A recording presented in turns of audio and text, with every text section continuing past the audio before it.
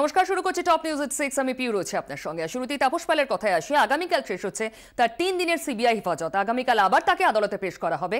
এদিকে গতকাল রাতভর তাকে ম্যারাথন জেরা করা হয়েছে সুদীপ বন্দ্যোপাধ্যায় সম্পর্কে অনেক তথ্য নিতে রোজভ্যালি যোগাযোগের। কিন্তু তাপস পাল বোমা ফাটিয়েছেন। তিনি বলেছেন যা বলবেন আগামীকাল। কিসের ইঙ্গিত দিচ্ছেন তাপস পাল দেখুন। প্রচুর নাম জড়িত অনেকেই। তারা কারা? তৃণমূলের না অন্য কোনো দলের? তা জানতে চেষ্টার কসুর করছে না সিবিআই। গোলাপকাটা বিদ্ধ তাপস, এবার হাজিরার পালা সুদীপ বন্দ্যোপাধ্যায়ের। মঙ্গলবার সিডিও কমপ্লেক্সে হাজিরা দেবেন তৃণমূলের লোকসভার দলনেতা। তার আগেই তাপস পালের সঙ্গে বসে হোমওয়ার্ক সেরে নিলেন সিবিআই আধিকারিকরা। সুদীপ বন্দ্যোপাধ্যায়ের সঙ্গে রোজভ্যালির কি সম্পর্ক ছিল তার তথ্য তালাশের রাতভর জেরা করা হলো তাপস পালকে। তাপস পালের কাছ থেকে সিবিআই জানতে চায় সুদীপ বন্দ্যোপাধ্যায় রোজভ্যালির সঙ্গে কিভাবে যুক্ত, কার মাধ্যমে রোজভ্যালির সঙ্গে তার যোগাযোগ, গৌতম কুণ্ডুর কোম্পানির মাধ্যমে কিভাবে উপকৃত হন তিনি, পাল্টা সুদীপ বন্দ্যোপাধ্যায় রোজভ্যালিকে কি সুবিধে পাইয়ে দেন, তৃণমূলের লোকসভার দলনেতা ও রোজভ্যালি কর্তার মধ্যে কোনো আর্থিক লেনদেন হয়েছে কি। কিন্তু সুদীপ বন্দ্যোপাধ্যায় সম্পর্কে জানতে তাপসকে ম্যারাথন জেরা কেন? মঙ্গলবার সুদীপকে জেরার আগে আটঘাট বেঁধে নামতে চায় সিবিআই। কেন্দ্রীয় গোয়েন্দা সংস্থার দাবি এজন্য তাদের তুরুপের তাস হতে পারেন তাপস পাল। কারণ দীর্ঘদিন রোজভ্যালির ডাইরেক্টর পদে থাকা তাপসের সঙ্গে ঘনিষ্ঠ সম্পর্ক ছিল গৌতম কুণ্ডুর। তৃণমূল সাংসদের পরামর্শেই গৌতম কুণ্ডুর টলিউডে পা রাখা। গৌতম কুণ্ডুর সঙ্গে দলের আর কোন নেতার ঘনিষ্ঠতা ছিল তা জানার কথা তাপস পালের। দলেরই আরেক সাংসদ সুদীপ বন্দ্যোপাধ্যায়ের সঙ্গে গৌতম কুণ্ডুর সম্পর্ক কতটা ঘনিষ্ঠ ছিল, রোজভ্যালি থেকে সুদীপ কতটা লাভবান হয়েছেন তা নিয়ে বিস্তারিত তথ্য জানতে পারেন তাপস পাল। সিবিআই সূত্রে খবর, তাপসকে জেরা করে মেলা তথ্যের ভিত্তিতেই মঙ্গলবার জিজ্ঞাসাবাদ করা হবে সুদীপ বন্দ্যোপাধ্যায়কে। যদিও জেরায় কি বলেছেন তা নিয়ে দিনভর স্পেক্টে নট রইলেন তাপস পাল। নিজেকে নির্দোষ দাবি করে ইঙ্গিত দিলেন বোমা ফাটবে মঙ্গলবার।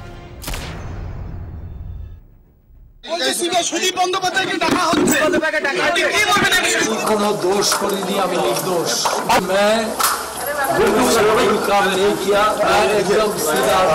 কালকে যখন আমাকে তোলা হবে সেই রেজাল্ট আপনারা দেখতে পাবেন,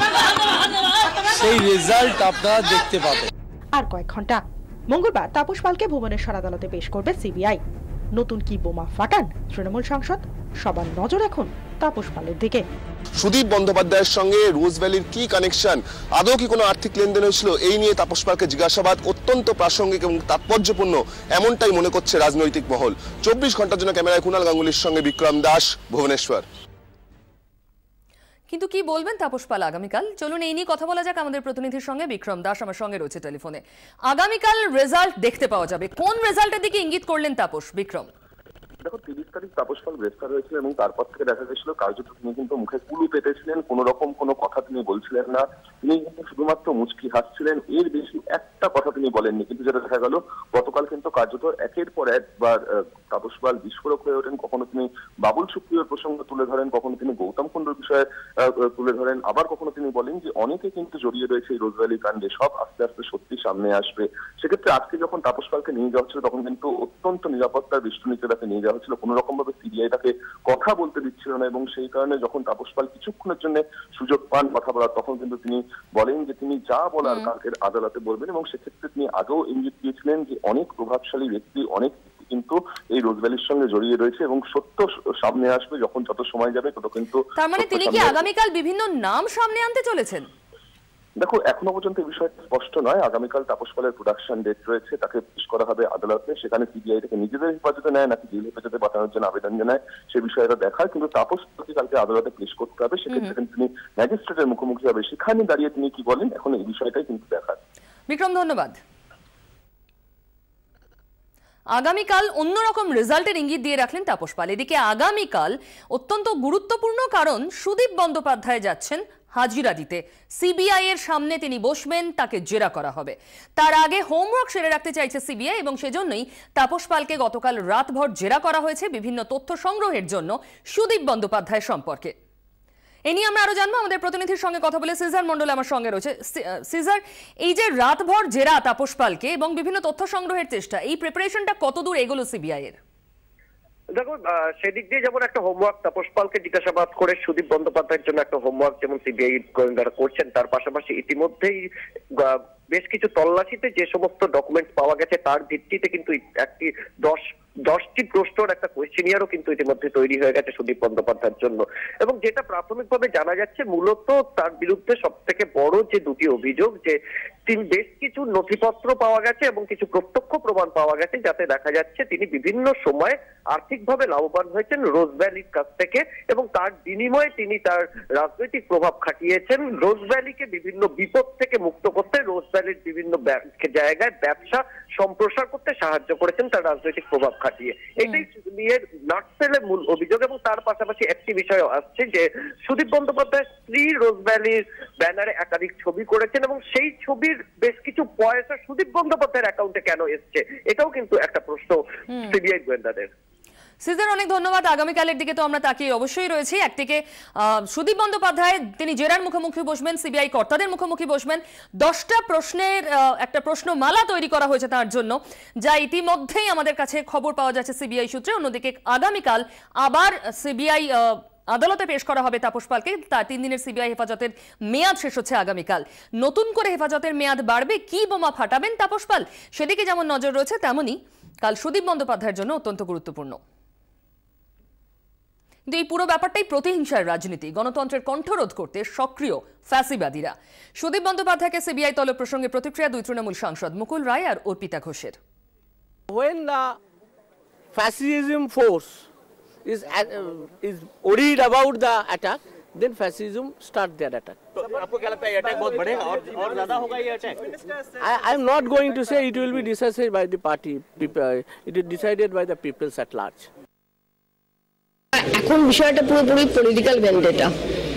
এটা আমাদের মাননীয় নেত্রী তিনি বারবার বলছিলেন যে এইদিকে গতি প্রকৃতি হবে, এবং সেটা কিন্তু শুধু আমাদের নয়, সারা ভারতবর্ষে যত বিরোধী দল যে কোনো সময় এটা হয় যে সরকার মূলত যখন ফাসিস্টের চেহারা নিতে যায় তখন তারা ডেমোক্রেসিতে তারা বিরোধী কণ্ঠ সবসময় স্তব্ধ করার চেষ্টা করে। গণতন্ত্রে ফাসিস্টের জায়গা কোনোদিন হয়নি। পৃথিবীতে যত ফাসিস্ট জন্মেছেন তাদের শেষও খুব দ্রুত হয়েছে, রাইট ফ্রম হিটলার, নেপোলিয়ান, প্রত্যেকে। রোজভ্যালি কাণ্ডে তার দিকে আঙুল তোলায় তাপস পালের বিরুদ্ধে মানহানির মামলার হুঁশিয়ারি বাবুল সুপ্রিয়র। কেন্দ্রীয় প্রতিমন্ত্রীর অভিযোগ, মুখ্যমন্ত্রীর নির্দেশে রাজনৈতিক আক্রোশ মেটাতেই বিজেপি নেতা নেত্রীদের নাম জড়ানো হচ্ছে। তাপসদা নিজের সঙ্গে বাকিদেরকে ইকুয়েট করছেন কি করে? আমি মানছি যে উনি পলিটিক্যাল কম্পালশনে ওনাকে বলতে বাধ্য করা হচ্ছে, বা উনি ভাবছেন হয়তো যে যেহেতু আমি ওনার ভাইয়ের মতো হুগলি থেকে একসাথে বেরিয়েছি, হয়তো ওনার পাশের জেলে থাকলে উনি একটু মনে সাহস পাবেন। কিন্তু কোথাও একটা যুক্তি তো থাকবে, একটা ক্র্যাশ ব্যাপার এরকম তো করার আগে কি সমস্ত অভিযোগ তার বিরুদ্ধে পাওয়া যাচ্ছে, কি ধরনের অভিযোগ পাওয়া যাচ্ছে।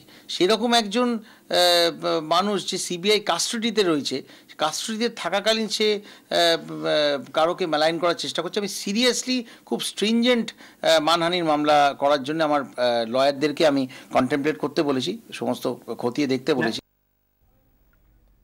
বর্ষবরণের রাতে মন্দারমনির রিসর্টে বলিউডের অনেক তারকাই হাজির ছিলেন। তাদের গোলাপ ফুলের সঙ্গে তুলনা করার মধ্যে দুর্নীতির কি আছে, প্রশ্ন বাবুল সুপ্রিয়র। কথা নিয়ে একটু মজা করি, কথা নিয়ে একটু খেলি। তো আমি যদি একটা অনুষ্ঠানে দেখি যে 10-12 জন আর্টিস্ট এসছে থেকে বম্বে থেকে, সেখানে আমি 10 জন আর্টিস্টেরকে যদি আমি ফুল বলি, রোজ ভ্যালির প্রোগ্রাম, আমি যদি 10 জন ফুলের মধ্যে আমি একটা ফুল, এটা যদি আমি বলি, তাহলে এরকম কোনো বড় এপ্রিল ফুল নেই যে সেটাতে আমাকে দুর্নীতির সঙ্গে কোনোভাবে যুক্ত করে দেবে।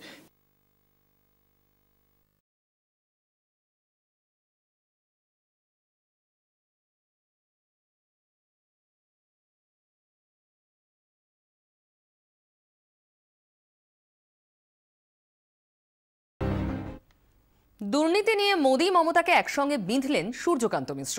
বললেন বামপন্থীরা মাথা হেঁট করার মতো কোনো কাজ করেনি, কেউ কালি ছেটাতে পারবে না তাদের দিকে। যে এখানে মাথায় পচন ধরেছে প্রধানমন্ত্রী, তার বিরুদ্ধে অভিযোগ যে ওই সাহারা বিড়লা পেপারসে উনি ঘুষ নিয়েছেন, তার প্রমাণ আছে। উনি আজ পর্যন্ত একটা কথা বলেননি। আর মুখ্যমন্ত্রী তিনি ডেলোর বাংলোতে মিটিং করেছিলেন কি না, রাত্রির পর মিটিংয়ের পর মিটিং আমি 5 বছর ধরে আমরা বলেছি, আজ পর্যন্ত তিনি জবাব দেননি। আসল মাথা কে?